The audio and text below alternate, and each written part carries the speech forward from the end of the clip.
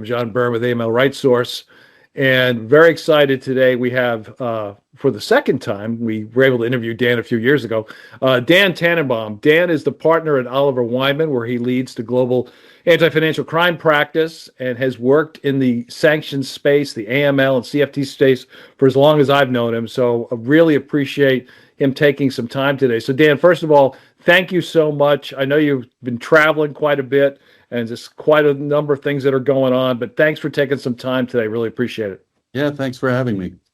So let me start this way. I can't think of anybody else I'd rather talk to about the state of sanctions, both domestically and globally, than you. So let me start off with a broad question. For people that are relatively new to the sanctions space, give us a minute or two on the differences between how the U.S. Handles sanctions and sanctions enforcement versus the EU. How are they different? How are they similar? Well, I mean, John, EU sanctions weren't really a thing in terms of something that firms cared about until Russia invaded Ukraine again in 2022, and Europe became the tip of the spear with their sanctions, with the crisis being in Europe's backyard.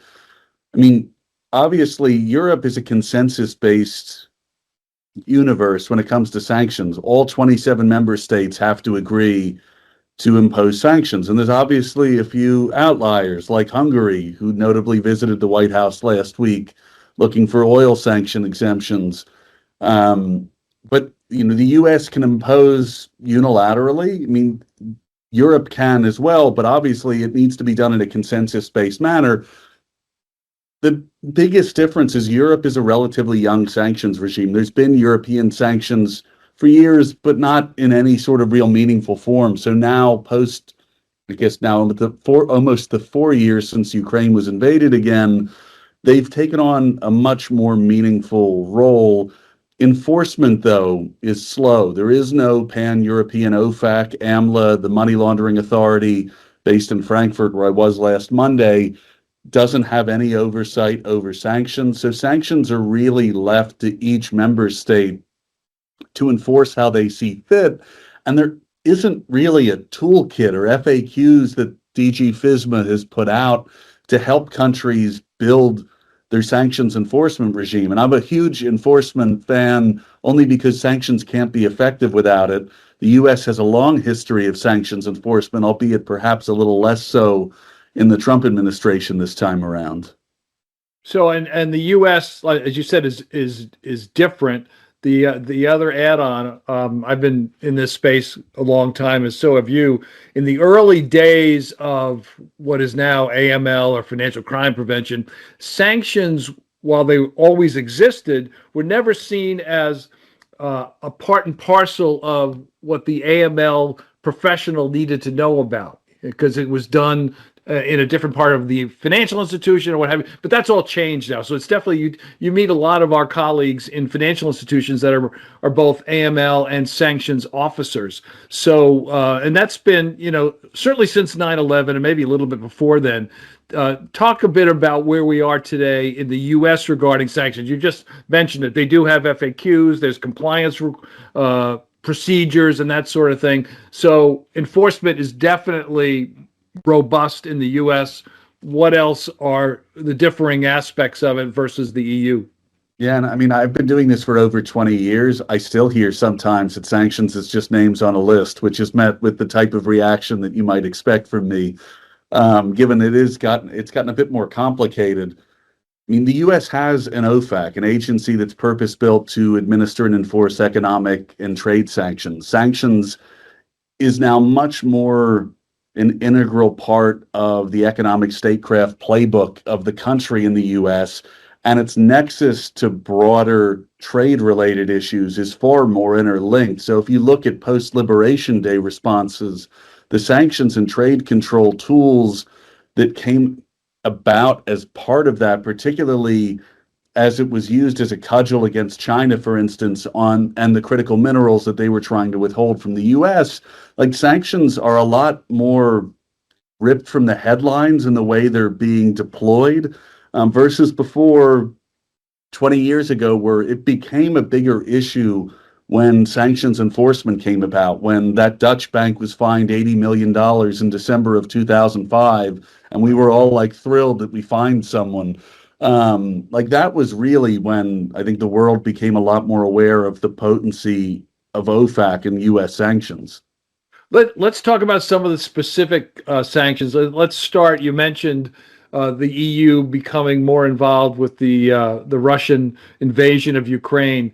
Talk a bit about Russian sanctions, because I like you, have read opinion pieces that talk about sometimes they'll say, certainly it's had an impact on the Russian economy. Others will say, well, not as much as you would think. And if there's no coordination with Europe, then there could be sanctions evasion. Talk a bit about the state of Russian sanctions. I know there are many, but just in general, and your take on all that. Yeah, I mean, look, there's never been an economy of Russia's size that was sanctioned. This was one of the largest economies in the world. And then it invaded Ukraine in 2014 and again in 2022, and steadily became more of a pariah state, but still with a heavy amount of trade between the rest of the world. I mean, hell, the U.S. in 2024 imported $4 billion in goods from Russia last year, where the war was still active. So like a lot of people didn't realize how reliant the world was on Russia for things like nuclear fuel, like uranium, like energy. And that's been the biggest impediment to these sanctions being fully effective in cutting off Russia's ability to finance the war in Ukraine. Now, President Trump, literally for the first time since he took office just 2 weeks ago, imposed sanctions on Lukoil and Rosneft, creating essentially a line for foreign countries to choose between doing business in the U.S. or doing business with Russia. Now, that being said, India and China still purchase a lot of Russian oil. They have been helping to finance the Russian economy pretty heavily. But you've seen a pullback on some of the oil trade, and the barrels per day that Russia's been selling even to India and China are coming down. So, I mean, sanctions are like a pressure release valve. Like you can keep tightening kind of the vice grip to really apply more pressure as you find these pain points. I think the Biden administration was very reluctant to go hard on energy for fear of unintended consequences, and perhaps a little too fearful of unintended consequences. As we've seen from the Trump administration, they're not exactly focused on unintended consequences. They did destabilize the aluminum sector in 2018 when they sanctioned one Russian oligarch. So, long-winded way of saying, I think the sanctions on Russia are making a difference, but we still have room to go. One of the criticisms from academics and other experts, I'm not just making that pejorative, is that sanctions, when they are implemented, many times the unintended consequences will be on the citizenry. So it's designed in part, you know this better than I, to change policy in some cases and government structures in some cases, but some that complain that sanctions, various types of economic sanctions or sectoral sanctions, can harm the day-to-day citizen. How do you measure that as an expert in that space? When you look at a sanction of North Korea, Cuba, Syria before it was lifted, Russia, whether or not the sanctions goals are being met, or are they having those unintended consequences, or does it take a long time for that to shake out to figure that out anyway? I mean, look, sanctions at their basic level are designed to force a change in behavior, whatever that behavior is. Are they effective in that instance? Like, there's kind of a mixed track record. I mean, a lot of people, myself included, argue that sanctions were effective in driving Iran to the negotiating table to hammer out the Joint Comprehensive Plan of Action that Trump then walked away from in his first term, which Iran was largely in compliance with at the time. Sanctions are what drove them there. I mean, that hit on the broader population is an unfortunate side effect of these sanctions and always has been. I think some of the unspoken thoughts around that is if the population is unhappy enough, they will rise up and take over their governments. As we know, that has happened a grand total of zero in terms of anyone seeing sanctions create that motivation for a country to turn on its government. I think it'll be interesting to see what happens with Venezuela, for instance, with the combination of sanctions and the fact that they keep killing narco traffickers just offshore of Venezuela. But, sanctions have a role to play in trying to change behavior. I think the track record of truly changing behavior is probably limited overall. What about sanctions against specific individuals? So either politically exposed persons or oligarchs. How do you measure whether those are effective or not?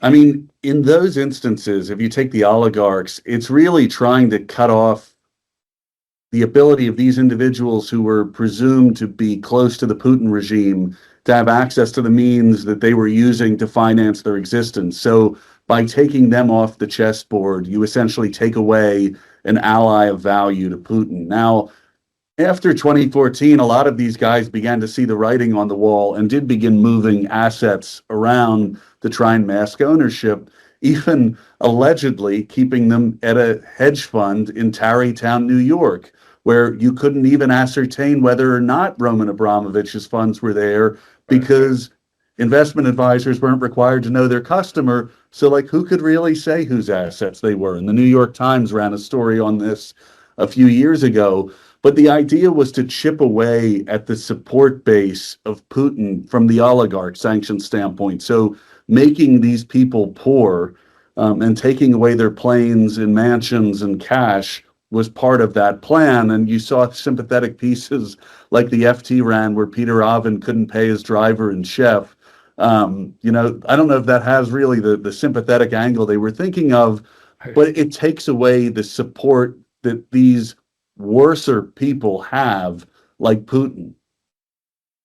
Let's talk a bit about Syria. So Syria obviously was sanctioned, and those sanctions through both, I think through both an executive order and through OFAC have been, my words, not yours, you can explain for me, have been lifted. What was the rationale for, I think generally people know why they did it, but what was the rationale for that?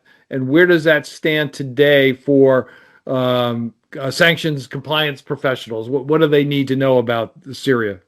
Yeah, I mean, Syria is not totally open for business. There's been delistings that happened over the last few days of the Syrian president, a number of members of his government, and the sanctions, in so much as the president had authority over them, have begun being lifted as, the Assad regime was taken out, and the new interim Syrian leader came and took power. I mean, we know of money transmitters that are already operating in Syria. I mean, those are typically the first financial institutions to enter a frontier market like that. But Syria's sanctions are not totally lifted until the Caesar Act is repealed by Congress. And as we've seen on November 10th, Congress isn't very good at agreeing on anything. There's a number of members of the president's own party that are against a full repeal of the Caesar Act that would lift all remaining sanctions related to Syria. What they're trying to do is bifurcate the Assad regime, or the former Assad regime and his allies, from the rest of the country and the current Syrian government. But I think it's literally the technicality of Congress would need to act to repeal the Caesar Act. And that's one of the last major impediments that the president cannot do on his own. Another one that has a long history is Cuba, right?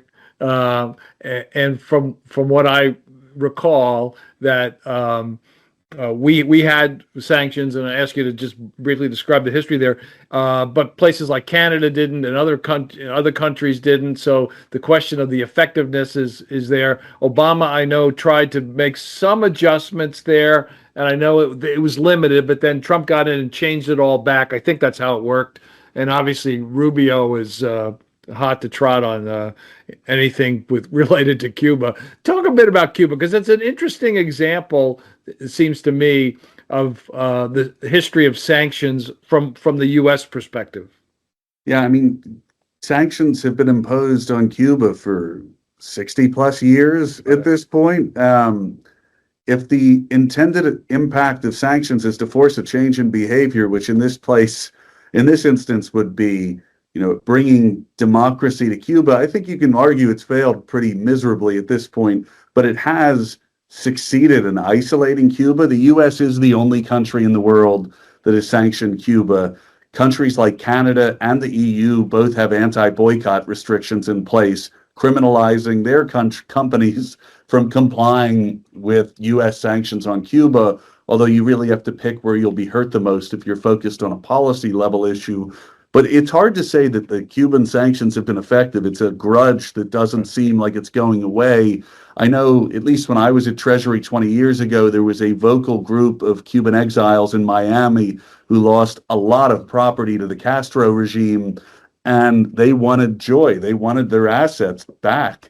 And until such a day happened, they really weren't going to allow, at least when the Republicans were in power, those sanctions to be lifted to allow any benefit to be gained by the ruling party.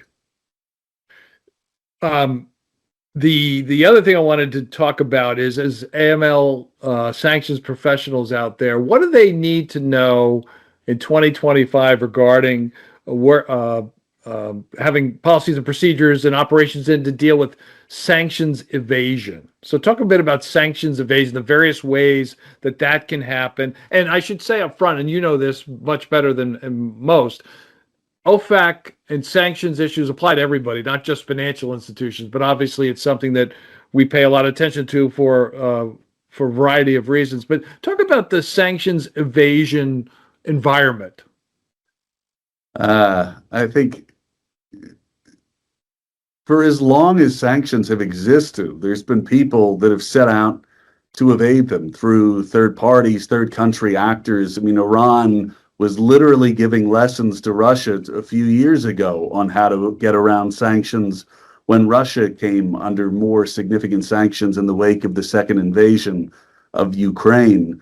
I mean, evasion can occur in everything from ship-to-ship oil transfers to mask the origin of crude oil, to leveraging and transshipping goods through third countries. I mean, I had an automotive client that will remain nameless that saw a massive spike in sales to a country bordering Russia. And that was actually said to me with a straight face of like, we don't understand why there's like a 200%. And it's like, are you kidding me with this? Like, they're going to Russia. Like, the cars are being transshipped over the border to Russia. And by the way, they could see that because they were all connected cars. So they could literally see where the assets were located. That was just like a bridge too far. I mean, evasion can happen through a whole host of different measures. I think whether it's financial or through physical asset movement, like I described, but it's just nothing new. I think the methods are becoming more complicated. I think the crisis in Ukraine and the sanctions on Russia with an economy that was used to getting luxury goods from around the world really has gone to great lengths to try and get things sent from any number of different places, whether it was the UAE or Kazakhstan, trying to get the goods that they normally had. There were businesses stood up to import things that the sanctions would otherwise ban. As a sanctions professional today, you need to know not just about, as we've talked about, OFAC, if it's what the EU is doing, what Canada does, all these different jurisdictions, especially if you're in a multinational organization of some kind, whether it's an advisory firm or a financial institution, that sort of thing. What other recommendations would you have for somebody that generally understands the sanction world but needs to stay as current as possible? Obviously, they're going to pay attention to what Treasury through OFAC issues, which is basically something every day. We are aware of that. But what are other good places? What's good source material to stay on top of sanctions-related issues? In the U.S., it's the State Department, Department of Commerce, all that sort of thing. But if you're talking to a college graduate who says, "Hey, Dan, I'm going to join this institution, and they're going to have me pay attention to sanctions. Besides training, what else should I be doing on a regular basis?" I mean, this is going to sound flip, but honestly, Twitter, and I won't call it X, but like Twitter has been an invaluable resource, setting a series of alerts to look for reports in Latvia and Lithuania and other Eastern European countries, let's say on Russia, where there's been law enforcement or other governmental notices of potential violations. The Latvian government has done a lot to try and stop transshipment in their borders of physical goods to Russia, but this is not something that the New York Times or Wall Street Journal are going to pick up. So trying to identify broader sources, not to necessarily take them all as gospel, but just what are the countries, taking Russia as an example, what are neighboring countries, trade partners of Russia, where there could be risk to my organization as a result of the activity that they have with Russia.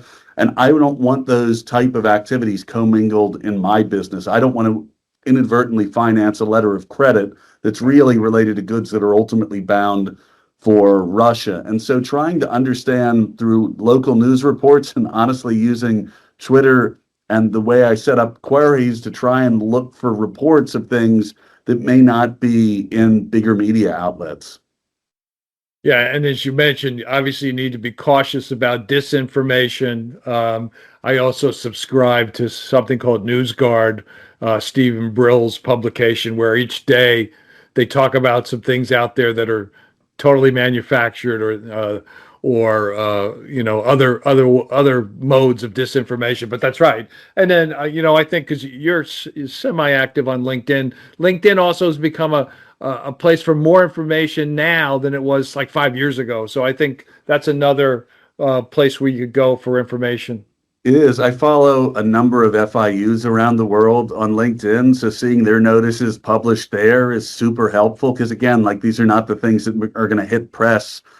So trying to see it directly from them is I think, super beneficial. Well, Dan, thanks for this. I'm going to get you out of here on this. And for those that aren't always already aware of, Dan's very prolific. He's on Bloomberg, he's on CNBC, variety of programming on a regular basis, and we really appreciate him taking some time to talk to us. But just last question would be, where do you see all this, given, let's face it, the chaos of this particular administration, as you just mentioned, what in the European Union, they have different challenges because of all the jurisdictions that have to agree, and as you worry about sanctions evasion and other things to try to avoid some of these requirements, where do you see this going in the next couple of years? Sanctions as a tool, but more importantly, sanctions as a valuable tool, not just sanctions the whim of a particular person that's in office. Oh, I'm going to go after the Mexican cartels, but I'm not going to worry about other jurisdictions because we're doing business with them, sort of thing.